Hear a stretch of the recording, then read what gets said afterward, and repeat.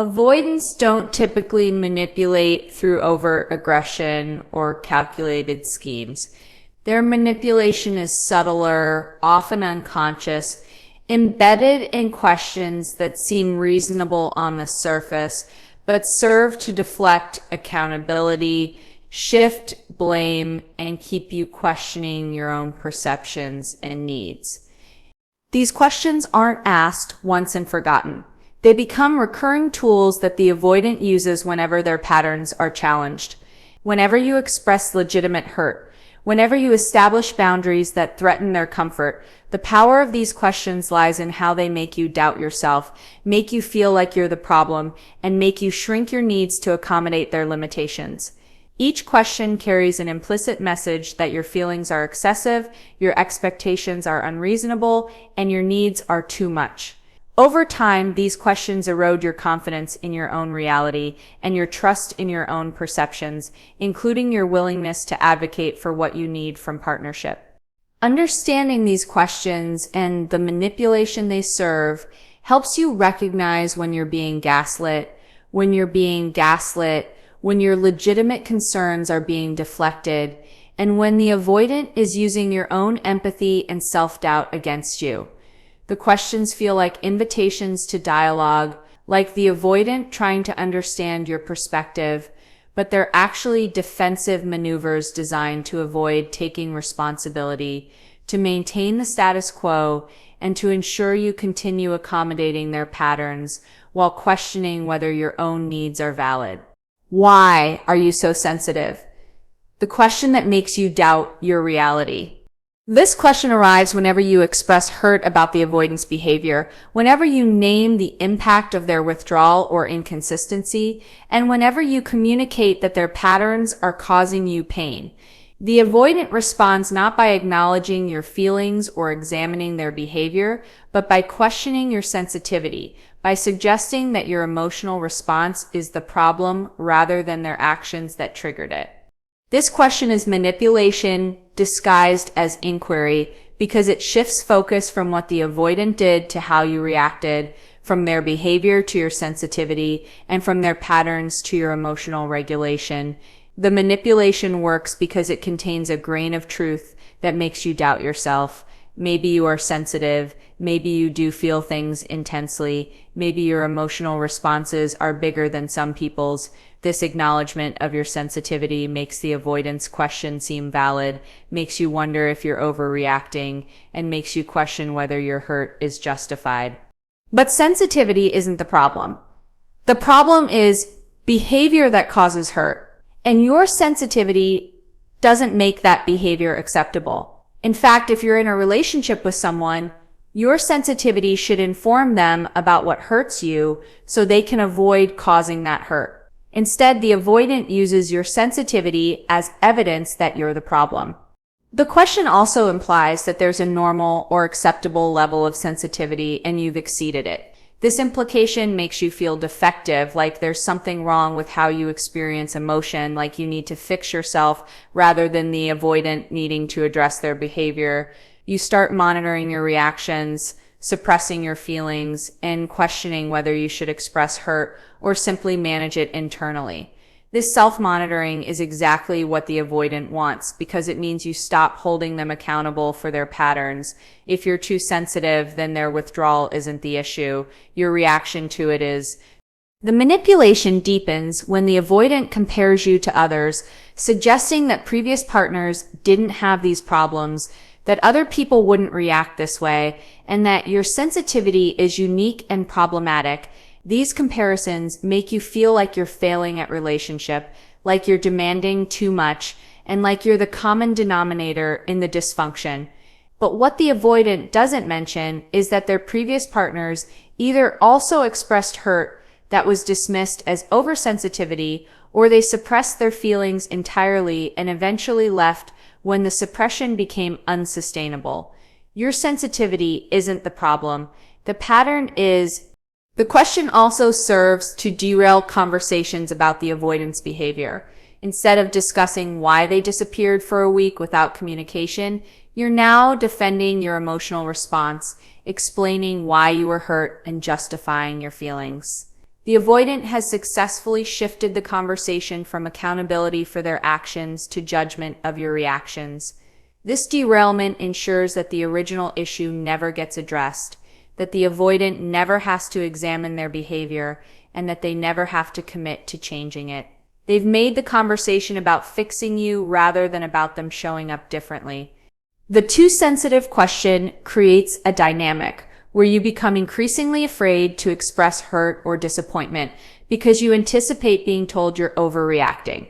This fear silences you, makes you accept behavior that violates your needs, and makes you minimize your own pain to avoid being accused of sensitivity. The avoidant benefits from your silence because it allows them to continue their patterns without facing your emotional responses to those patterns. Your sensitivity, which should be information they receive about how to treat you well, becomes a weapon they use to dismiss your legitimate concerns and avoid accountability for causing you pain. Don't you trust me? The question that weaponizes your insecurity. This question emerges when you express concern about the avoidance behavior, when you ask for reassurance about their feelings or intentions, and when you notice patterns that create insecurity and you dare to name them. Instead of addressing your concerns directly, the avoidant responds by questioning your trust, by framing your need for reassurance as evidence of a trust problem that exists in you rather than as a reasonable response to their inconsistent behavior. This manipulation is particularly insidious because it takes your legitimate reaction to their unreliability and reframes it as your personal failing. The question works as manipulation because trust is foundational to relationships, and being accused of lacking it makes you feel like you're the one damaging the relationship. You don't want to be someone who doesn't trust their partner. You want to be secure, confident, and unbothered by normal relationship fluctuations. So when the avoidant asks, "Don't you trust me?" you immediately start questioning yourself. Maybe you're too paranoid. Maybe you are projecting past hurts onto current situations. Maybe your insecurity is the real problem, not their behavior. This self-doubt is exactly what the avoidant cultivates because it prevents you from holding them accountable. The manipulation deepens because the avoidant ignores that trust is earned through consistent behavior, not demanded through accusations of its absence. If you're feeling insecure, if you're questioning their commitment, or if you're uncertain about their feelings, these responses are typically reactions to mixed signals, inconsistent presence, or patterns that suggest they're not fully invested. The appropriate response would be for the avoidant to examine whether their behavior is trustworthy, to recognize that your insecurity is feedback about their inconsistency, and to commit to showing up more reliably so that trust can develop. Instead, they flip the script, making your lack of trust the issue rather than their untrustworthy behavior. The question also creates a bind where you're damned either way. If you admit you don't fully trust them, you've confirmed that you're the problem, that you're bringing insecurity and suspicion into the relationship. But if you insist you do trust them, you've now committed to not expressing concerns or asking for reassurance, because doing so would contradict your claim of trust. The avoidant has effectively silenced any future expressions of insecurity by making those expressions evidence that you don't trust them, and lack of trust has been established as a fundamental relationship problem that's your responsibility to fix. The manipulation works by the avoidant conflating different types of trust. There's trust that your partner is faithful, trust that they care about you, and trust that they'll show up consistently and reliably. You might trust the avoidant in the first two ways while having legitimate concerns about the third.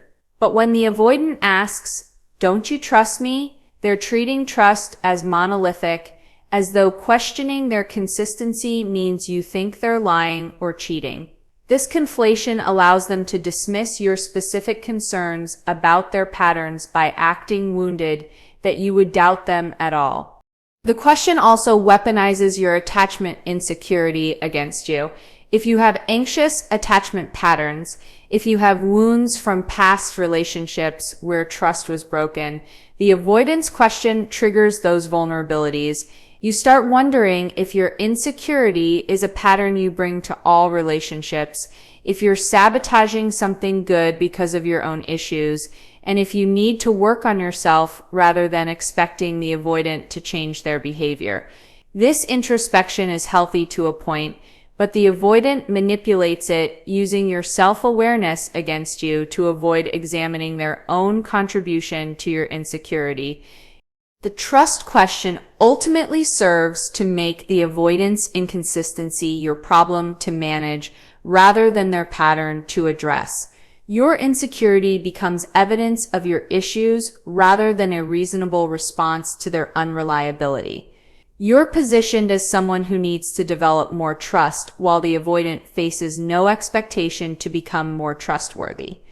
This dynamic ensures the avoidant can continue their patterns while you work on trusting them despite their behavior giving you every reason not to.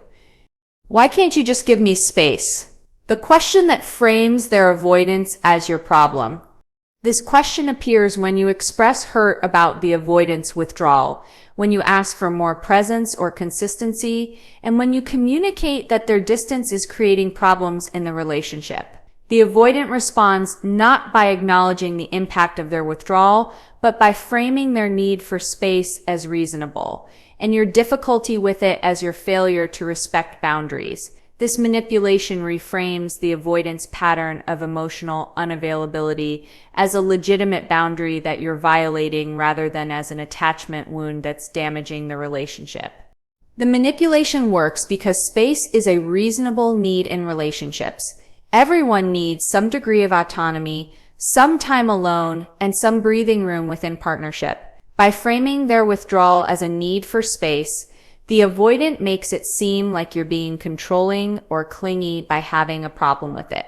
You don't want to be the partner who can't give space, who demands constant attention, or who suffocates their partner with neediness. So you question yourself.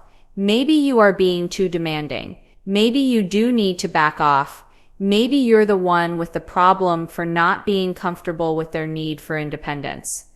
But the manipulation lies in equating the avoidance pattern of withdrawal with normal, healthy needs for space. The issue isn't that they occasionally need alone time or that they value some independence. The issue is that they use space as a justification for disappearing without communication, for going days or weeks with minimal contact, for withdrawing emotionally whenever intimacy deepens, and for creating distance that leaves you perpetually uncertain about the relationship's status. This isn't healthy space, it's avoidant withdrawal disguised as boundary setting, and your discomfort with it isn't about being unable to respect boundaries. It's about recognizing that what they're calling space is actually absence. The question also implies that you're not giving them space, that you're pursuing them excessively, and that you're violating their boundaries. This implication makes you examine your behavior, questioning whether you're reaching out too much, whether your expectations are unreasonable, and whether you're being clingy. You start pulling back, giving them the space they claim to need, but you find that no amount of space is ever enough. They still withdraw. They still create distance. Because the issue isn't actually about space. It's about their discomfort with intimacy, their fear of vulnerability, and their attachment wounds that make closeness feel threatening. But by framing it as a space issue, they've made it about your failure to give them something rather than about their inability to sustain connection. The manipulation deepens when the avoidant acts as though asking for space is the same as giving you advance notice about their withdrawal. They might say, "I told you I need space," as though this announcement means you should accept days of silence without concern and weeks of emotional unavailability without hurt. But stating that you need space doesn't give you license to disappear without any consideration for your partner's needs. Healthy space involves communication about when you'll reconnect, reassurance that the space isn't about the relationship ending, acknowledgement that your need for space affects your partner, and appreciation for their accommodation of it. The avoidance version of space includes none of this communication or consideration. It's simply withdrawal that you're expected to accept without complaint. The question also prevents discussion about what reasonable space actually looks like in the relationship. Instead of having a conversation about balancing both people's needs, your need for consistency and connection with their need for autonomy and alone time, the avoidant has made it a binary. Either you give them the space they demand or you're not respecting their boundaries. This framing eliminates negotiation, eliminates compromise, and eliminates the possibility of finding a middle ground where both people's needs are honored. The avoidant's need for space becomes absolute and non-negotiable, while your need for presence becomes demanding and unreasonable. The space question ultimately serves to make you responsible for accommodating the avoidant's withdrawal patterns, while they face no responsibility for considering your needs for connection. Your difficulty with their distance becomes your issue to resolve through therapy, through working on your attachment, and through becoming more independent. Meanwhile, the avoidant continues their patterns of withdrawal without ever examining whether their need for space is actually a need for healing, whether their comfort with distance reflects secure attachment or defended avoidance, and whether their inability to maintain presence while also having autonomy is something they should address rather than something you should simply accept. Isn't this too much too soon? The question that keeps you perpetually waiting. This question surfaces whenever the relationship begins to deepen, whenever progression toward greater commitment seems natural, and whenever you express desires for the relationship to move forward in normal ways. The avoidant responds by suggesting that the pace is too fast, that you're pushing for too much too quickly, and that healthy relationships develop more slowly than what you're asking for. This manipulation reframes normal relationship progression as you being demanding or rushing things, and it positions the avoidant as the reasonable one who wants to take things slow and build something sustainable. Toward a manipulation works because pacing is subjective and too fast is always relative. There's no objective timeline for when people should say, I love you, when they should meet each other's families, when they should discuss exclusivity, or when they should make future plans. By suggesting that your desired pace is too fast, the avoidant makes you question whether you're being reasonable, whether you're rushing things, and whether your expectations are premature. You don't want to pressure them or scare them away by moving too quickly. So you agree to slow down, to be patient, and to wait until they're ready for steps that might already feel overdue to you. But the manipulation lies in the fact that for the avoidant, it's always too soon. 6 months into the relationship, it's too soon to discuss moving in together. A year in, it's too soon to talk about long-term commitment. 2 years in, it's too soon to get engaged. The too soon objection isn't actually about timing. It's about the avoidant's discomfort with deepening intimacy, with increasing commitment, and with progression that would make the relationship feel more permanent and harder to exit. By framing their resistance as about pacing rather than about their attachment wounds, they make it seem like time will resolve their hesitation. Like if you're just patient enough, they'll eventually be ready. But readiness doesn't arrive through the passage of time alone. It requires the avoidant to address their fears about commitment, and most avoidants aren't doing that work while they're asking you to wait. The question also implies that there's something wrong with wanting progression, that desiring normal relationship milestones is pressure rather than natural evolution. You start feeling guilty for wanting to meet their family, for hoping to spend holidays together, and for wanting to know if you're building toward a future together. These reasonable desires get reframed as you pushing too hard, wanting too much, and not respecting their pace. This reframing makes you suppress your own needs and timeline and makes you wait indefinitely for the avoidant to be comfortable with steps that wouldn't feel like major commitments in healthy relationships. The manipulation deepens when the avoidant compares your timeline to some imagined standard of healthy pacing. They might say things like, most people don't talk about marriage this early, or it's too soon to be this serious, or we should enjoy what we have without rushing toward the future. These statements sound reasonable, but they ignore that relationship timelines vary widely and that there's no universal right pace. What matters is whether both people feel the relationship is progressing in ways that meet their needs, not whether the progression matches some external standard. But by invoking these standards, the avoidant makes you feel like you're abnormal for wanting what you want when you want it. The question also serves to avoid conversations about incompatibility. If you want commitment and progression while the avoidant wants to keep things casual and undefined, that's an incompatibility that matters. But by framing the issue as about timing rather than about fundamental differences in what you want from a relationship, the avoidant avoids this conversation. They imply that eventually they'll want what you want, that you just need to be patient, and that time will align your desires. This implication keeps you waiting and hoping rather than recognizing that the avoidant may never want the same level of commitment you're seeking, regardless of how much time passes. The too much too soon question ultimately serves to keep you in a perpetual state of waiting, of putting your own timeline on hold, of accepting a level of commitment that doesn't meet your needs, while hoping that eventually the avoidant will be ready for more. You're positioned as impatient or pushy for wanting normal relationship progression, while the avoidant faces no pressure to examine whether their discomfort with commitment is something they should address. The question ensures that the relationship moves only as fast as the avoidant is comfortable with, which often means it never moves forward at all, or it inches forward so slowly that you waste years of your life waiting for someone to be ready for something they may never be capable of providing. Why are you making this such a big deal? The question that minimizes your legitimate needs. This question appears when you try to address problems in the relationship, when you express that the avoidance patterns are causing serious issues, and when you establish consequences for behavior that violates your needs.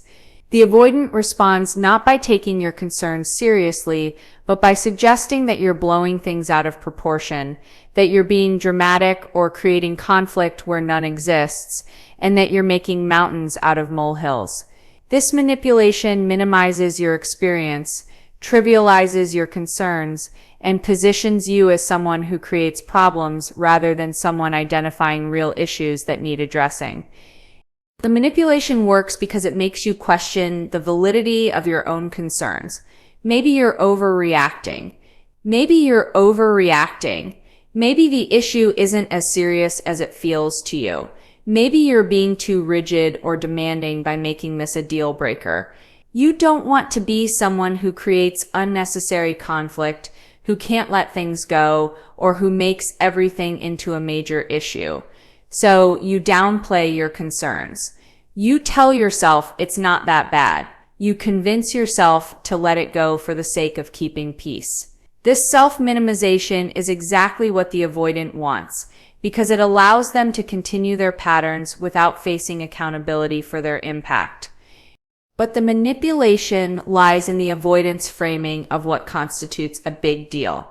To them, it's not a big deal if they disappeared for a week without explanation. It's not a big deal if they're inconsistent in their availability. It's not a big deal if they refuse to discuss the relationship's future. It's not a big deal if they withdraw emotionally whenever you get too close. But to you, these patterns create insecurity, hurt, and an unsustainable relationship dynamic. The fact that something isn't a big deal to the avoidant doesn't mean it's not a big deal. It means the avoidant doesn't experience the receiving end of their own behavior, doesn't feel the impact their patterns create, and doesn't understand what it's like to be in a relationship with someone who can't show up consistently. The question also serves to shame you for having boundaries and standards. When you express that certain behaviors are unacceptable to you, the avoidance suggests you're being unreasonable by making it a big deal, by establishing consequences, and by refusing to accept patterns that don't work for you. This shaming makes you feel like you should be more flexible, more accommodating, and more willing to overlook behaviors that bother you. But having standards about how you're treated isn't making things a big deal. It's recognizing what you need to feel respected and valued in a relationship and communicating that clearly. The manipulation deepens when the avoidant compares your concern to actually serious problems, implying that you're losing perspective. They might say things like, it's not like I cheated on you, or at least I'm here. Some people's partners actually leave, or this is nothing compared to real problems. These comparisons are designed to make you feel grateful for the bare minimum, to make you think you're being ungrateful for focusing on problems when things could be worse. But the existence of worse problems doesn't make your problems invalid. Your relationship doesn't have to be the worst possible version of dysfunction for your concerns to be legitimate. The question also prevents resolution of issues by derailing the conversation before the real discussion can happen. Instead of talking about the avoidance pattern of withdrawal and what needs to change, you're now defending why this issue matters to you, justifying why you're bringing it up, and explaining why it's a big deal. The avoidant has successfully shifted focus from solving the problem to debating whether the problem is significant enough to warrant discussion. And often, by the time you finish defending the validity of your concern, you're too exhausted to actually address the issue itself, which means the pattern continues unchanged. The big deal question ultimately serves to silence your legitimate concerns, to make you accept behavior that violates your needs, and to ensure you don't establish boundaries or consequences that would require the avoidant to change their patterns.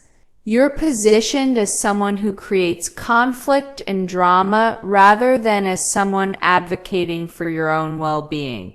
The avoidant faces no pressure to examine their behavior or its impact because they've successfully reframed the conversation as being about your tendency to overreact rather than about their patterns that create legitimate problems. This manipulation ensures that nothing changes because problems that aren't acknowledged can't be addressed, and concerns that are minimized as making a big deal out of nothing never receive the serious attention and response they require. The avoidant continues their patterns while you continue accepting treatment that doesn't meet your needs, convinced that speaking up about it would mean you're being unreasonable, traumatic, or demanding.